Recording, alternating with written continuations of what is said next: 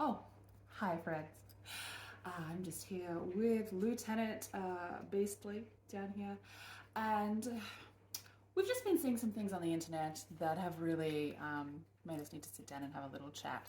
So I thought maybe you could join us.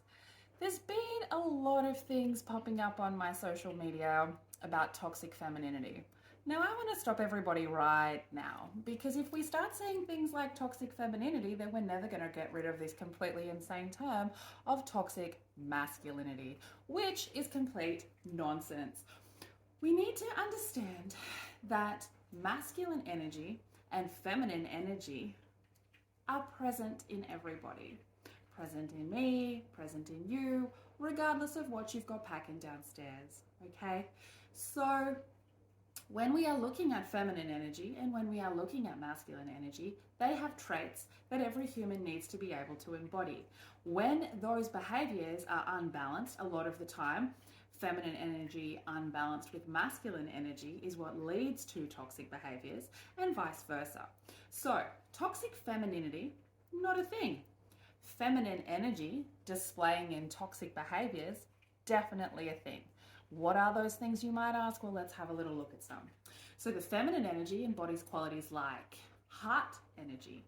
It is from the heart, okay? So, when this can get unbalanced, this you can see a lack of logic, an inability to see from somebody else's perspective. Due to being overly emotional, right? So if you're overly emotional, you cannot see logic, you cannot see through somebody else's perspective, and it can make you a little naive, okay? Being emotion driven is a feminine energy quality. This unbalanced can be emotional manipulation or extreme emotional reactions, or both of those two things used together, okay? Then, feminine energy quality of intuition, great quality. Unbalanced, however, it can lead to somebody ruminating because they think they know something instead of asking a question, okay? Can also lead to anxiety because if you assume that you know something because of your intuition and you do not ask a question and then you ruminate and then you get the anxiety, emotional outburst, okay? Feminine energy is also an energy that is open to receiving, is passive, is inward, is receptive. So this can lead to, if unbalanced, passive aggression because we don't know how to speak up for ourselves and we don't know how to ask for our needs to be met, and we get codependent. And so instead of speaking up for ourselves and doing those things because we are too far in our feminine energy and unbalanced and being open to receive and being passive and being inward and being receptive, we try to get our way with passive aggression, with emotional manipulation. Okay, so another part of that is that we might also not want to give and take in relationships, because if we are feeling like we are in a receptive energy, too far into our feminine energy qualities and unable to connect to our masculine energy qualities, we might assume that everybody needs to do stuff for us all of the time because we are in our feminine energy. Okay, another quality is nurturing, generosity, and vulnerability. Fantastic qualities of the feminine energy. However, unbalanced, we can give too much to others. We can be too nurturing to others. We can forget about ourselves. And then we become bitter that no one else has returned it. And because we are in our passive feminine energy, we don't speak up for our needs. Toxic behaviors, okay? Another one is in that category is the feminine energy of being in surrender. Okay, if we are in surrender and we do not understand a give and take and we are not connected to our masculine energy, again, this can lead to us putting other people before ourselves and then repressing our own needs, leading to toxic behaviors of emotional manipulation and passive aggression to get our ways.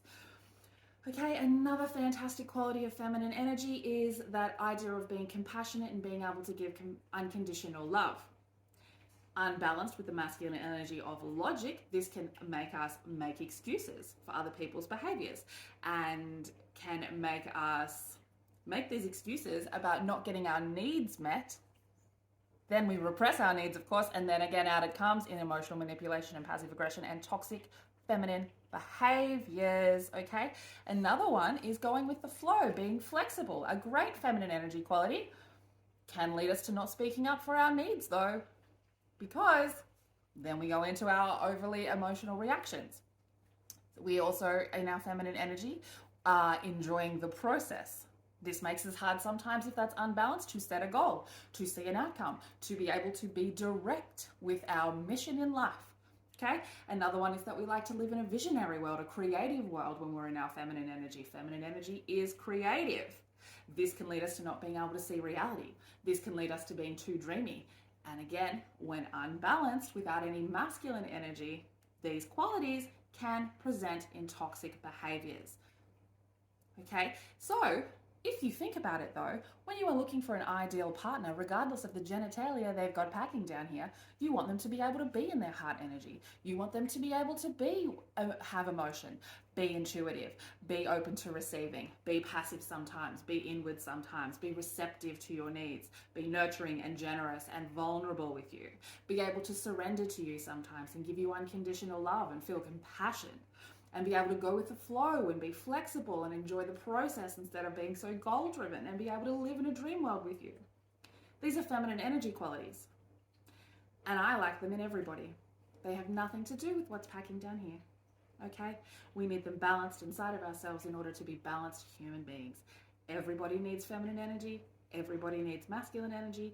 Neither femininity nor masculinity is toxic, okay? It is an energy that we need to balance out with the other one, or it will present itself in toxic, unbalanced behaviors. Share it to all of your friends, please. I'm so sick of seeing this talked about in the incorrect way, and can we please not start this process of saying toxic femininity, because I have had it up to here with hearing toxic masculinity. It is a nonsense bunch of words put together. Stay weird.